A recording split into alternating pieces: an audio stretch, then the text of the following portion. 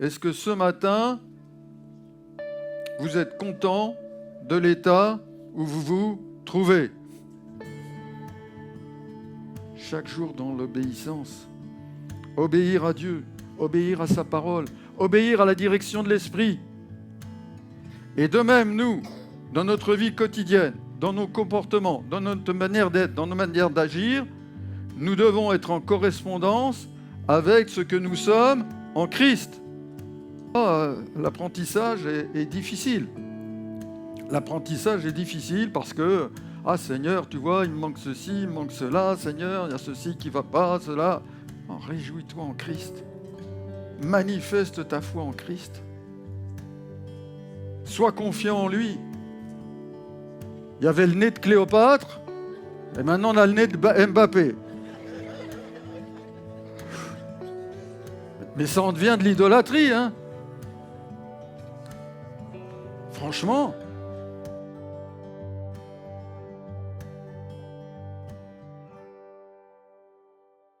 Le titre du message que j'ai choisi, c'est « Un apprentissage vers le couronnement jusqu'au couronnement ».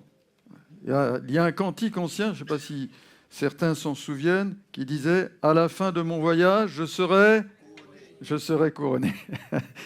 À la fin de mon voyage, je serai couronné. Mais en attendant la fin de ce voyage, qu'est-ce que je vais faire? Je vais être un disciple du Maître. Et je vais apprendre de lui chaque jour un peu plus.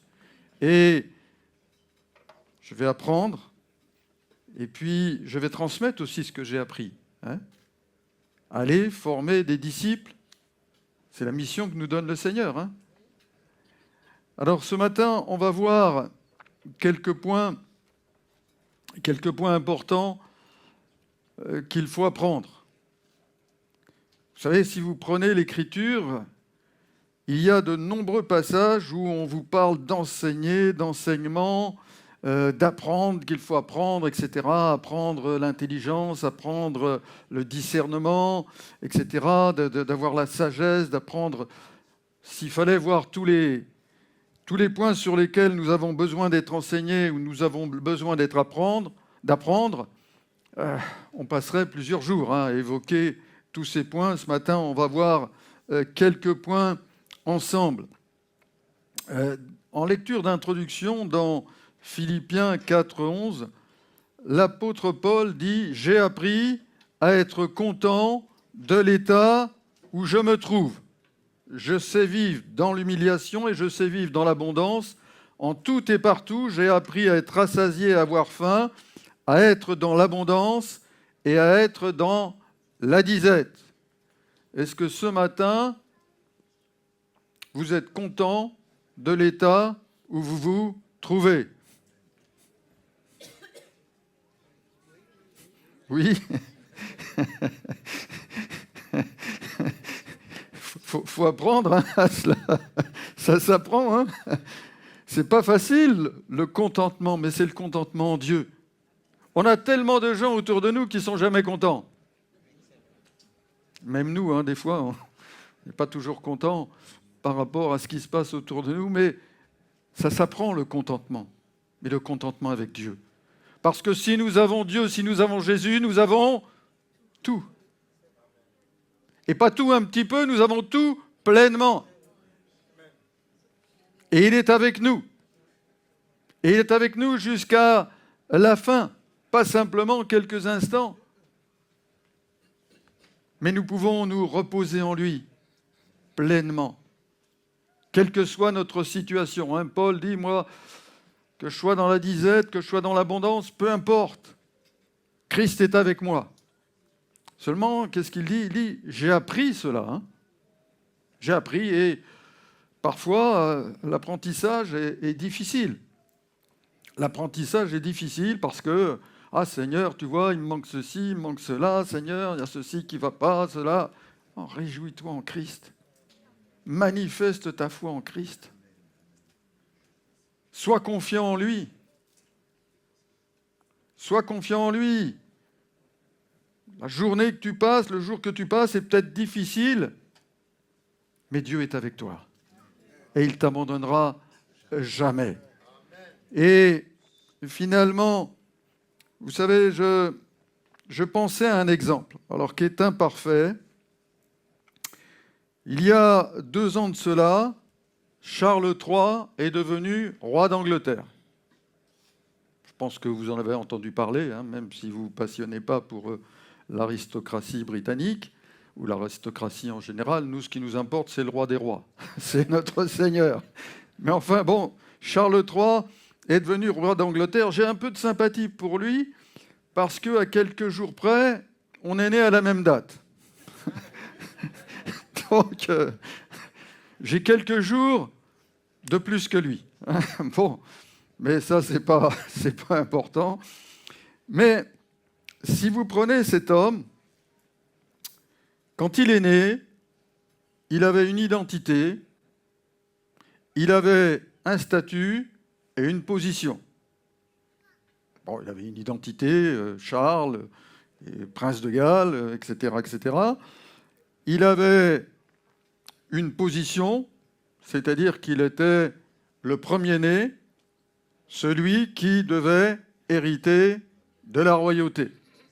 Et puis, donc, il avait un statut particulier, puisque finalement, c'était le prince héritier. Et cet homme, dès sa jeune enfance, en fait, on lui a appris et on lui a enseigné à ce que devait être un futur roi. Et vous savez, d'après ce qu'on en sait, il a été élevé à la dure, hein, à l'éducation britannique, là, tout jeune, hein, dans les internats. Alors peut-être les internats de haut de gamme, hein, mais très dur, très sévère, hein, où il n'y avait pas d'eau chaude pour se laver, où il y avait encore à l'époque des châtiments corporels. Et puis après, il a fallu qu'il fasse ses preuves dans l'armée. Et puis ensuite, eh bien, il fallait qu'il se comporte de telle ou telle manière. Il ne fallait pas qu'il exprime forcément ses sentiments parce qu'il devait se comporter comme, et il devait apprendre cela, se discipliner pour réagir en toutes circonstances comme doit réagir un membre de l'aristocratie et un futur roi. Alors, il lui est peut-être arrivé parfois de déraper un peu. Hein, et qu'est-ce qui se passait à chaque fois ? Eh bien, tous les presses à scandale là, se saisissaient de ça pour dénoncer son comportement. Et puis, donc, il a dû se préparer en permanence. Après, il a exercé d'autres responsabilités. Et arrivé à 73 ans, eh bien, il a régné. Il est devenu roi. Et toute sa vie, en fait, il a appris à exercer cette fonction.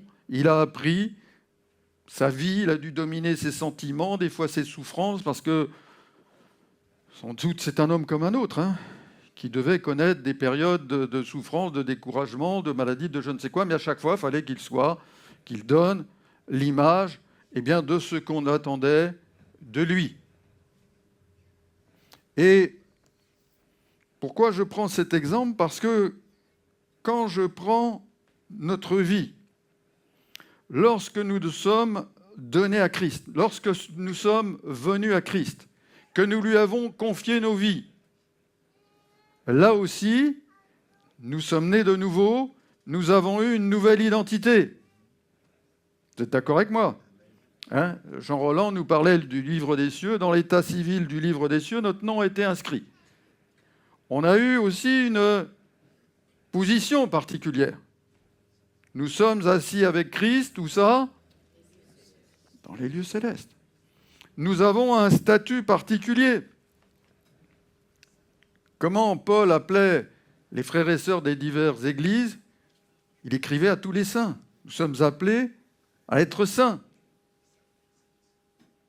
Et puis nous sommes co-héritiers avec Christ. Nous avons, tout comme ce roi à la naissance, quand nous sommes nés de nouveau avec le Seigneur, nous entrons dans une nouvelle dimension. Et qu'est-ce qu'il importe ? Il importe que ce que nous sommes en Christ, eh bien, se manifeste d'un point de vue pratique dans nos vies. Comme ce roi, Charles III, finalement, dans son comportement, dans sa manière d'être, il devait correspondre à ce qu'était sa position dans l'aristocratie. D'accord ? Et de même, nous, dans notre vie quotidienne, dans nos comportements, dans notre manière d'être, dans nos manières d'agir, nous devons être en correspondance avec ce que nous sommes en Christ. Parce que si on vient dire partout ah, moi je suis chrétien, bon, bravo, d'accord, je suis en Christ, c'est formidable, mais que mon comportement, je fais n'importe quoi, il y a quelque chose qui ne va pas. Vous êtes d'accord avec moi ? Il y a quelque chose là qui ne va pas. Alors, nous allons être en apprentissage, parce que, vous savez, ce roi, quand il est né, il ne sait pas dire, mais de toute façon, moi, le jour viendra où je serai roi, donc j'attends tranquillement. Non, il a dû apprendre. Il a dû aller à l'école, il a dû se former en permanence.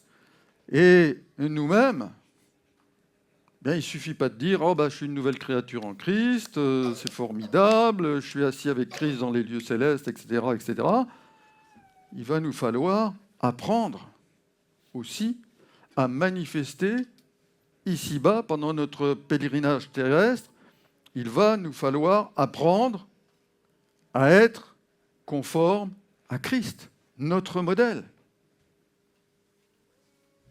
Et ça s'apprend. Et il va falloir mettre en pratique tout cela. Et tout cela va se faire en apprenant avec le Seigneur, en apprenant du Seigneur. Paul, dans certains domaines, dira « J'ai reçu du Seigneur ce que je vous ai enseigné. » Et dans d'autres domaines, il dira « J'ai appris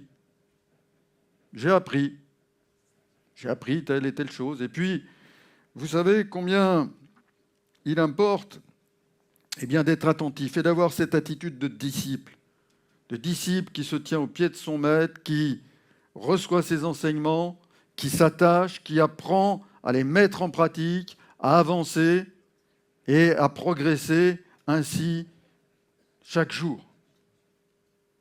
Est-ce que pour autant c'est facile ? Non, hein ? Si on est honnête, c'est pas toujours facile, hein ?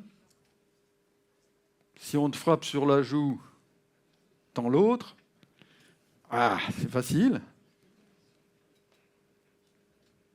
Bénissez ceux qui vous maudissent. Priez pour ceux qui vous persécutent. On prierait plutôt pour que... Et ça s'apprend, hein ? Et c'est là qu'on remporte des victoires. Et cet apprentissage va peut-être nécessiter de la persévérance, peut-être de la souffrance aussi. Mais il conviendra de continuer, d'agir ainsi tout au long de notre vie. Et cela sera jusqu'à la fin. Et vous savez, l'apôtre Paul, à un moment, il dira « Je ne crois pas que j'ai encore atteint le but, mais je cours afin d'y parvenir. » Et il continuait tout le temps d'apprendre de Dieu, de mettre en pratique, d'avancer. Et puis, il y avait des phases différentes dans sa vie, où par moments, il allait évangéliser, fonder des églises, dans d'autres, il était en prison, il allait enseigner, écrire des épîtres, etc., que nous avons. Mais finalement, à un moment, il sait qu'il a terminé la course. Et il dira à Timothée, « J'ai gardé la foi, j'ai combattu le bon combat, désormais, la couronne de justice m'est réservée. » Et jusqu'à ce que nous arrivions au terme de notre vie chrétienne, en comptant sur la grâce de Dieu pour rester fidèles jusqu'au bout. Parce que si nous comptons sur nous-mêmes, nous échouerons. Mais en comptant avec la grâce de Dieu, eh bien, nous pourrons un jour recevoir aussi cette couronne de justice. Amen. Amen. Alors donc, il y a des domaines où l'on reçoit de Dieu et des domaines où il nous faut apprendre. Et vous savez, quand on reçoit le salut, c'est instantané. Vous êtes d'accord avec moi, hein, à partir du moment où on reconnaît Jésus, qu'on est convaincu de péché, qu'on l'accepte pour notre sauveur, eh bien, on reçoit son salut. Et l'Écriture nous dira, valorisez votre salut. Mais même quand on reçoit quelque chose, alors que ce soit un ministère, une capacité, un don, eh bien, il va falloir apprendre à l'exercer. L'apôtre Paul, avant qu'il devienne l'apôtre Paul, même quand il était converti, on l'appelait encore Saul de Tarse. Et puis, il a reçu du Seigneur, mais dans un premier temps, il nous est dit qu'il a passé 3 ans en Arabie. Puis après, il est allé à Antioche, puis Barnabas est venu le voir. Puis un jour, qu'est-ce qui s'est passé ? Eh bien, le Saint-Esprit a dit « Mettez-moi à part Barnabas et Saul ». C'est Barnabas qui est cité en premier. Hein, Barnabas et Saul. Et puis, un petit peu dans les versets suivants, il est parlé encore de Barnabas et Saul. Et puis, après, qu'est-ce qui se passe ? On nous dit que Saul est appelé Paul, et on ne parle plus maintenant de Barnabas et Saul, mais de Paul et Barnabas. Paul est devenu ce leader missionnaire, mais vous savez, il y a pas mal d'années entre les deux. Hein, entre le moment où il a eu sa révélation du Seigneur, et puis le moment où il est devenu l'apôtre Paul, je dirais dans sa pleine dimension, il s'est passé peut-être 10 ou 12 ans. Hein. Ça ne s'est pas fait du jour au lendemain. Et pendant tout ce temps, il a dû apprendre. Pourtant, c'était quelqu'un qui, au niveau des Écritures, s'y connaissait. Hein. Puisqu'il avait été élevé, il avait été disciple de Gamaliel, et il dira de lui-même qu'il était plus avancé que beaucoup de sa génération dans le judaïsme. C'était le premier de la classe. Hein. Mais néanmoins, il a fallu qu'il apprenne du Seigneur, qu'il ait cette formation du Seigneur pour devenir ce que le Saint-Esprit, ce que Dieu a fait de lui, c'est-à-dire cet apôtre qui a pu faire des choses extraordinaires malgré les difficultés qu'il rencontrait. Vous savez, on a eu l'occasion d'en parler. Hein. Il avait en plus une écharpe dans la chair qui l'handicapait. Et ça, c'était permis de Dieu pour éviter qu'il s'énorgueillisse.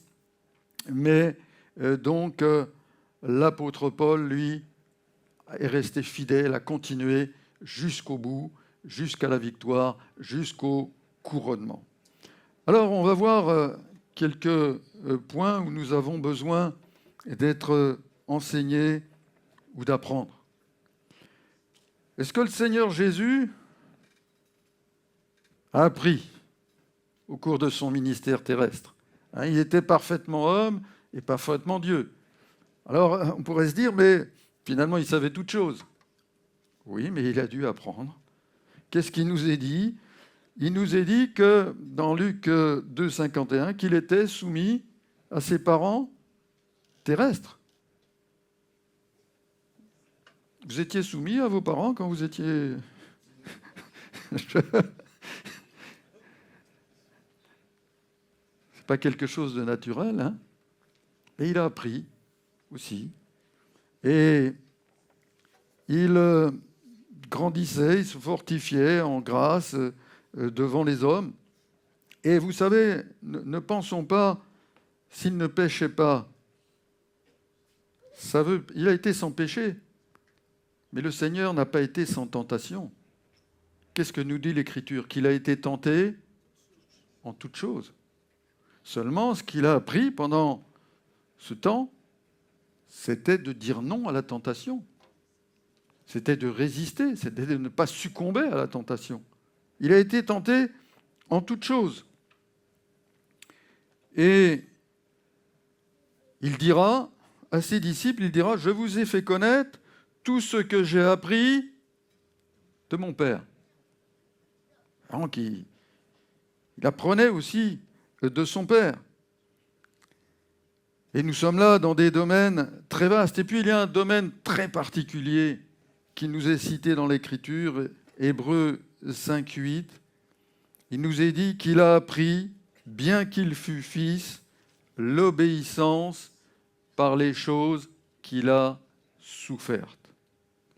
Apprendre l'obéissance par les choses qu'il a souffertes. Non pas que Jésus voulait être désobéissant au Père, mais qu'est-ce que nous dit l'Écriture, Philippiens 2:8 ? Il s'est humilié lui-même, se rendant obéissant jusqu'à la mort, même jusqu'à la mort de la croix. C'est pourquoi aussi Dieu l'a souverainement élevé. Obéissant en toutes choses à la volonté du Père et allant jusqu'à la mort de la croix. Il s'est obéissant jusqu'à s'humilier lui-même, jusqu'à prendre notre condition pour subir ce qu'il a subi. Vous le savez, tout ce que le Seigneur a subi pour nous, pour que nous soyons sauvés, pour que nous soyons pardonnés de nos péchés. Sa volonté a été d'obéir pleinement à la volonté du Père jusqu'au sacrifice de sa vie. Et vous savez, l'obéissance, ce n'est pas quelque chose qui est naturel chez nous. Hein. C'est naturel pour vous d'obéir ? Je ne sais pas, on a tous des enfants, là. Enfin, tous. Un certain nombre d'entre nous ont des enfants. Et quand vous leur dites « faire ceci », « faites cela », vous ne leur apprenez jamais à désobéir. Vous leur apprenez à obéir. Et puis, surprise,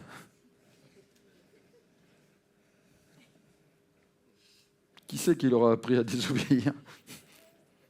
C'est dans leur nature. Parce que finalement, nous sommes, par nature, nous avons une nature pécheresse.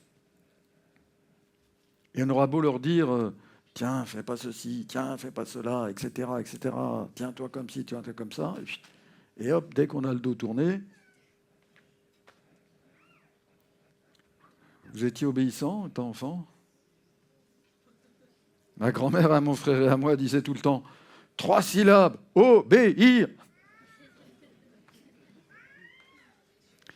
Ah oui, alors en plus quand on est deux, hein, il y en a un qui entraîne l'autre ou l'autre qui entraîne l'un, et puis c'est pas quelque chose qui nous est naturel, et c'est quelque chose que nous avons besoin d'apprendre toute notre vie. Toute notre vie, obéir. Porter chaque jour notre croix. Porter chaque jour notre croix.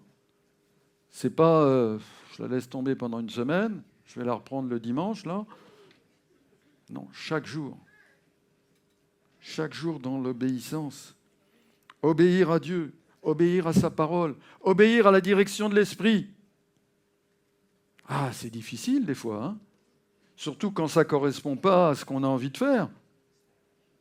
Ou que l'on se rebelle, ou on considère que ah non, je préfère faire autre chose. Obéir à la voix de l'Esprit. Vous savez, j'ai fait une expérience particulière. C'était en 1973.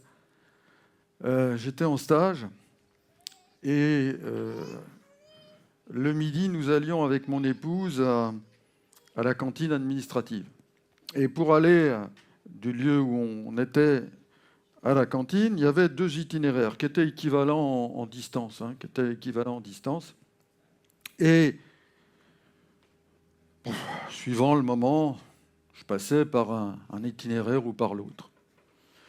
Et un midi, j'ai cette voix comme de l'esprit, mais forte, qui vient dans mon cœur et qui me dit « passe par tel itinéraire ». Et je ne sais pas pourquoi, enfin, si, je sais pourquoi, parce que j'étais désobéissant. Je sentais bien que ce n'était pas quelque chose de naturel qui me venait. Et j'ai dit, mais après tout, il n'y a pas de raison. Je vais prendre l'autre itinéraire. Bon, alors j'ai pris l'autre itinéraire, on s'est arrêté à un feu rouge, et d'un seul coup, on entend un grand boom. Il y avait un grand carrefour, et une grosse voiture qui arrivait de l'autre côté, grille le feu rouge, je ne sais pas ce qu'elle fait, elle percute une voiture qui venait à sa droite, elle se rabat, passe par-dessus le terre-plein, et vient nous emplafonner. Merci Seigneur, on n'a pas senti le choc. La voiture, elle l'a senti parce qu'elle était un peu rétrécie. Vous voyez l'obéissance?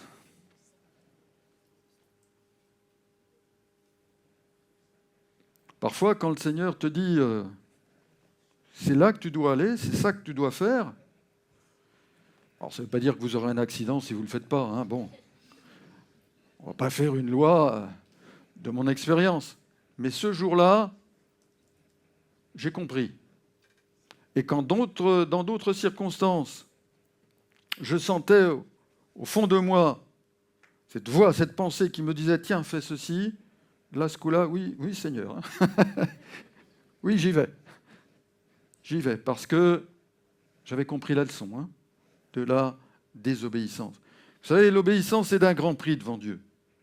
Vous connaissez tous ce passage du premier livre de Samuel au chapitre 15 au verset 22, où Samuel va dire à Saül, « L'obéissance vaut mieux que les sacrifices, et l'observation de la parole vaut mieux que la graisse des béliers. Car la désobéissance est aussi coupable que la divination, et la résistance n'en est pas moins que l'idolâtrie. » On voit donc ici toute la gravité de la désobéissance, et notamment de la désobéissance consciente, volontaire, et de la résistance pour se maintenir dans la désobéissance, parce que tout cela, aux yeux de Dieu, est aussi coupable que l'idolâtrie.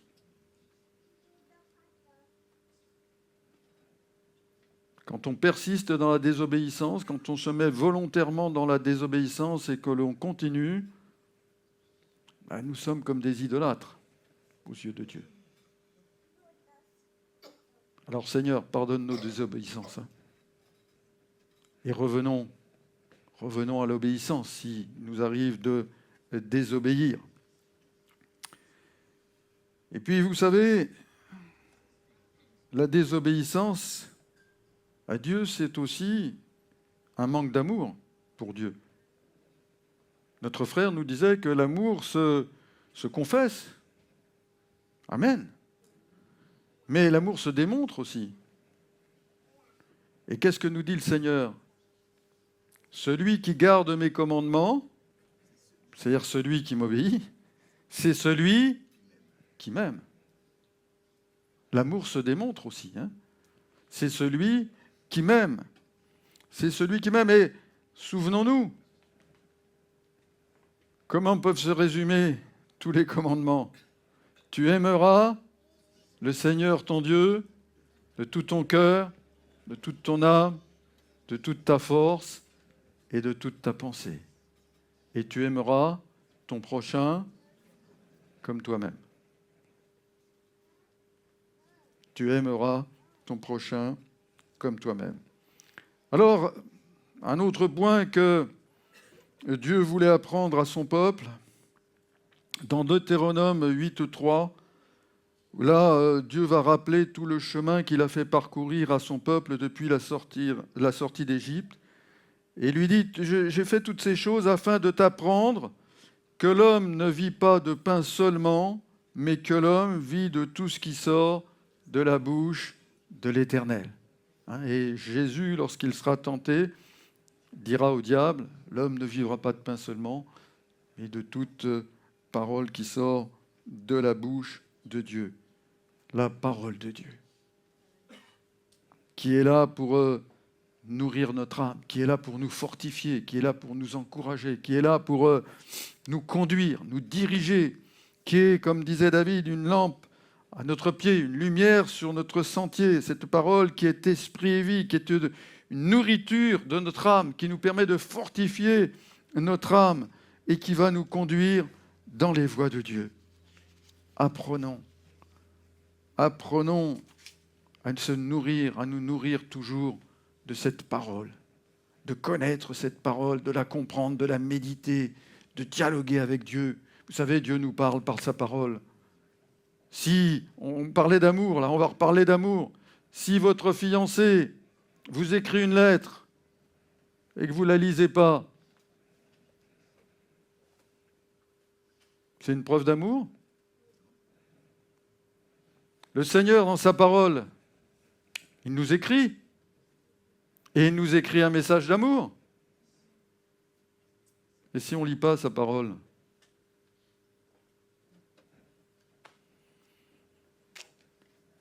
D'autres points que je voudrais aborder aussi, apprendre à ne pas se comporter comme les païens ou comme les gens du monde.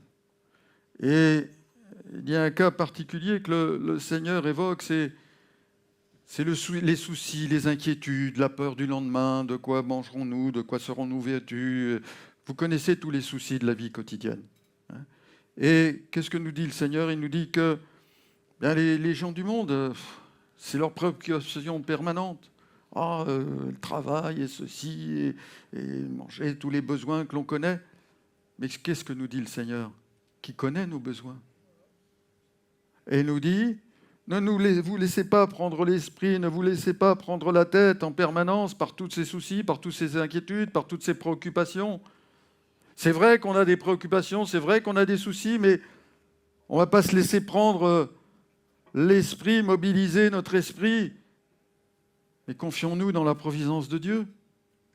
Puisqu'il nous est dit, votre Père sait que vous en avez besoin. Et il le sait, et c'est pour pourvoir.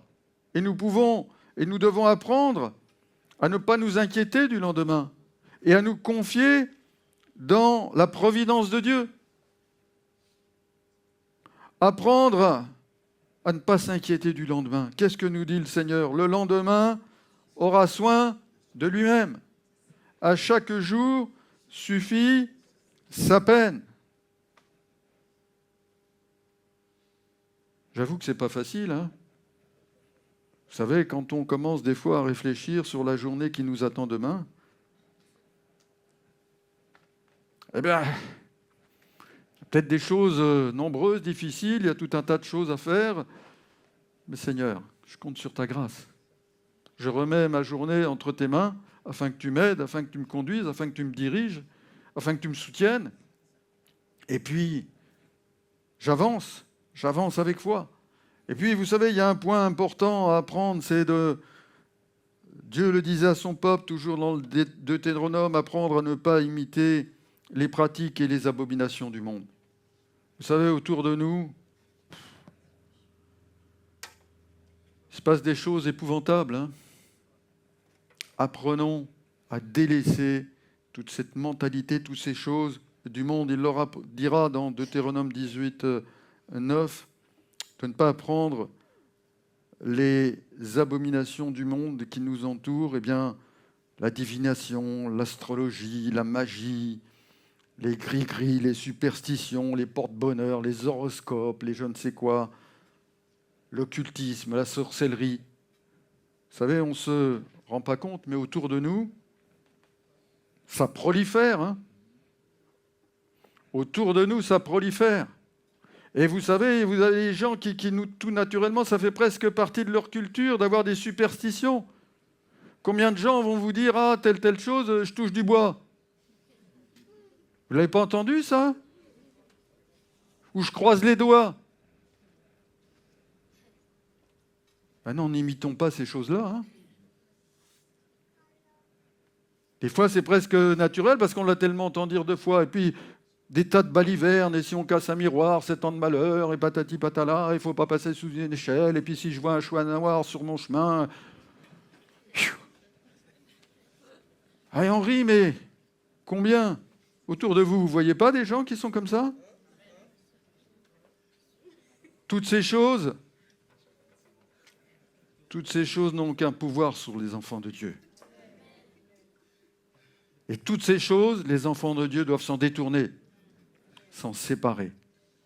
Parce que, pour Dieu, tout cela, ce sont des abominations. Il y a un domaine où Ce sont les disciples qui ont demandé à Jésus de les enseigner. Ils lui ont dit, enseigne-nous à prier. Enseigne-nous à prier. Combien nous avons besoin aussi de dire au Seigneur, enseigne-nous à prier. Enseigne-nous à prier. Enseigne-moi continuellement à prier. Parce que parfois, on va prier d'une certaine manière, mais des fois, je me dis, mais Seigneur, enseigne-moi. Peut-être qu'il faudrait que je m'y prenne autrement, plutôt que de me faire comme ci, comme ça. Enseigne-moi à prier. Et vous savez, comment on apprend à forger? Ou comment on apprend à devenir forgeron? En forgeant. Et comment on apprend à prier? En priant. En priant. Eh oui, Seigneur, apprends-nous à prier. Que nous puissions toujours avancer dans la prière, aller plus loin, apprendre à lutter ensemble. Hein, on a un exemple qui est fameux, c'est celui de Josué qui combat dans la plaine, Moïse qui est sur la montagne avec Hur et Aaron. Et on voit que chacun a des rôles différents dans ce combat. Chacun n'est pas au même endroit, chacun n'a pas la même fonction. Josué est en train de combattre en bas, et Moïse est en relation avec Dieu. Et quand il lève les bras, Josué est vainqueur. Mais quand il baisse les bras, c'est l'ennemi qui avance. Alors, qu'est-ce qui se passe là? C'est que Moïse, au bout d'un moment, commence à faiblir. Alors, on va l'asseoir, et puis Hur et Aaron, qu'est-ce qu'ils vont faire? Ils vont tenir ses bras. Alors, combattre ensemble, que ce soit pour tenir les bras du serviteur, que ce soit pour mener le combat d'une autre manière, mais tous, nous avons notre part à faire. Et à travailler ensemble, à être ensemble, à lutter, et puis apprendre à lutter spirituellement. Parce que nous n'avons pas lutté contre la chair et le sang, mais contre les dominations, contre les autorités, contre les princes de ce monde de ténèbres, contre les esprits méchants dans les lieux célestes. Et apprendre à combattre, donc non pas contre la chair et le sang, et en plus avec les armes spirituelles que Dieu nous a données. Parce que parfois on combat ou on laisse notre chair combattre, et on va combattre avec la chair. Le résultat, ça ne donne rien de bon. Apprenons à combattre le bon combat, le combat spirituel, avec les armes spirituelles que Dieu nous a données. Et puis, une chose que nous devons apprendre aussi, c'est de ne pas faire de la grâce un objet de dissolution. Paul dira dans la première épître aux Corinthiens, chapitre 6, verset 12, « Tout m'est permis, mais tout n'est pas utile. Tout m'est permis, mais je ne me laisserai asservir par quoi que ce soit. Le corps n'est pas pour l'impudicité, mais il est pour Christ. Tout m'est permis, mais tout ne m'est pas utile. Tout n'édifie pas. » Et vous savez, la liberté en Christ, ce n'est pas la liberté de faire n'importe quoi. C'est la liberté de pouvoir faire la volonté de Christ. Parce que quand nous avons notre nature pécheresse qui prend le dessus, nous ne pouvons pas accomplir la volonté de Dieu. Et la liberté en Christ, eh bien, c'est d'être libre du péché. C'est d'être libre des entraves qui nous empêchent de faire la volonté de Dieu. Et là, c'est ça la vraie liberté. On est esclave de rien. On est esclave d'aucune passion, d'aucune chose particulière. Et puis, vous savez, un autre point important, là, au sein de l'Église, qui est d'apprendre à ne pas discuter des opinions. Romains 14:1 nous dit « Faites accueil à celui qui est faible dans la foi et ne discutez pas des opinions. Nul ne vit pour lui-même et nul ne meurt pour lui-même. Mais toi, pourquoi juges-tu ton frère? Ou toi, pourquoi méprises-tu ton frère? Chacun de nous rendra compte à Dieu pour lui-même. » Vous savez, souvent dans les églises, les départs de division, de conflits et autres, ce n'est pas sur des choses importantes, hein. Ce n'est pas sur des fondamentaux de la foi, ce n'est pas sur des choses qui, je dirais, au niveau spirituel, sont importantes. Souvent, c'est des opinions, sur des opinions. Ah, moi, je pense que ceci et cela. Et là, dans le contexte, Paul parlait par rapport aux viandes, et ceux qui mangeaient des viandes qui avaient été sacrifiées d'elles, d'autres qui se...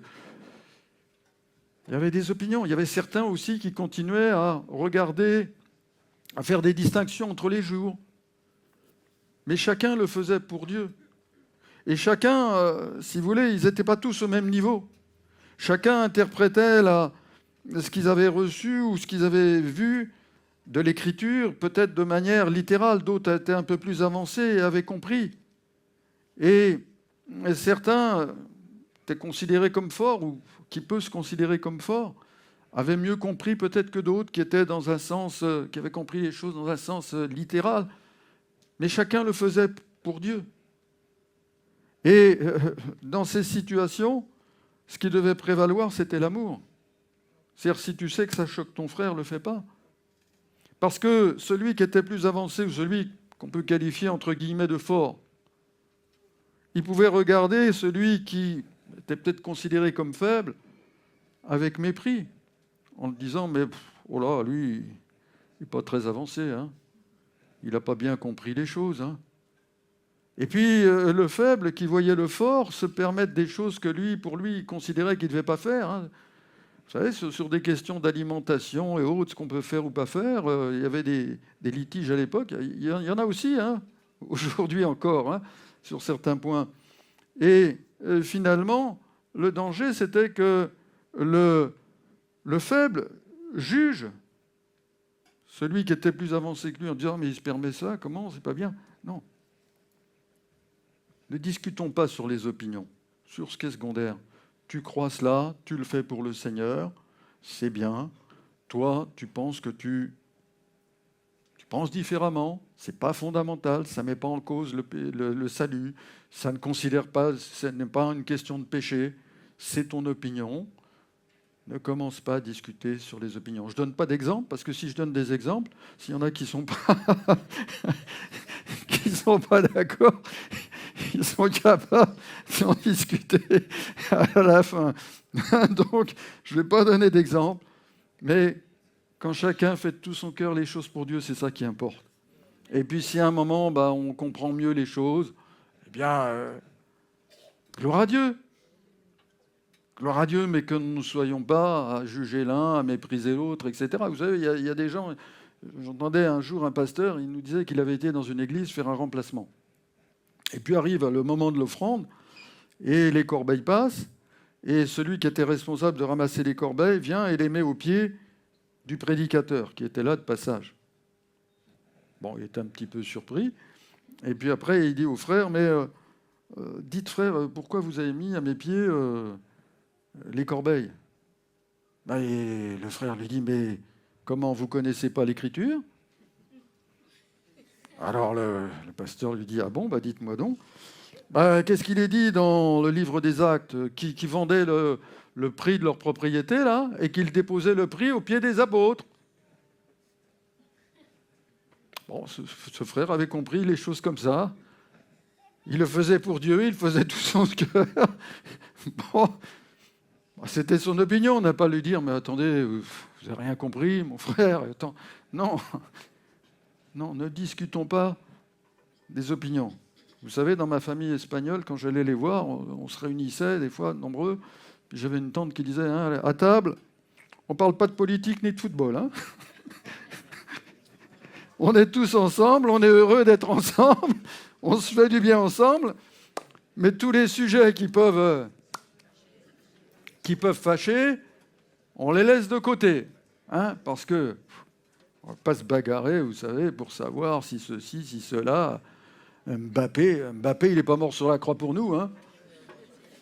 Vous savez, il y avait le nez de Cléopâtre, et maintenant on a le nez de Mbappé. Mais ça en devient de l'idolâtrie. Hein. Franchement, Vous savez, si la France gagne la Coupe d'Europe, bah, tant mieux. Puis si elle la perd, ça va changer quoi dans nos vies? Ça va changer quoi dans nos vies? Quand on voit que pour des matchs de foot, il y en a qui vont se bagarrer, se donner des coups de couteau, brûler des autocars ou je ne sais quoi, mais on se dit, mais notre monde est fou. C'est de l'idolâtrie complète. Enfin, et puis on va terminer sur quelque chose de plus positif. Vous savez, Paul a dit aux Thessaloniciens, dans la première, chapitre 4 et verset 9, « Pour ce qui est de l'amour fraternel, vous n'avez pas besoin qu'on vous en écrive, car vous avez vous-même appris de Dieu à vous aimer les uns les autres. » Fasse le Seigneur qu'à l'église de Bussy, on n'ait pas besoin d'enseigner ou d'écrire sur l'amour fraternel, parce que nous avons appris, parce que nous apprenons ensemble de Dieu à nous aimer les uns les autres. Amen. Que nous puissions toujours nous aimer, toujours plus. Pas simplement en parole, nous dit l'Écriture. Vous savez, il n'est pas écrit « ne fais pas ce que tu voudrais que l'on ne te fît pas ». Il est dit « fais pour les autres ce que tu voudrais que l'on fasse pour toi ». Que le Seigneur nous fasse grâce, que nous puissions toujours apprendre jusqu'au bout, persévérer. Et pour ce qui est de l'amour fraternel, que nous puissions tous grandir ensemble dans l'amour.